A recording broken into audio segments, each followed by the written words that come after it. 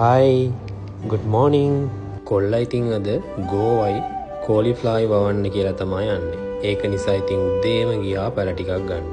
ඔයාලා දන්නවනේ ඉතින් කෝලිෆ්ලවර්, ගෝවා, රාම්බු, බ්‍රොකොලි ඔන්න ඔය සේරම එකම ෆැමිලි එකට තමයි අයත් වෙන්නේ. මං ගත්ත පැල ටික පස්වලයි හයිඩ්‍රෝපොනික් විදියට හිටවලා බලන්න තමයි යන්නේ මොකද්ද හොඳට හැදෙන්නේ කියලා. මේ තියෙන්නේ මං පස්වල හිටවපු පැල ටික.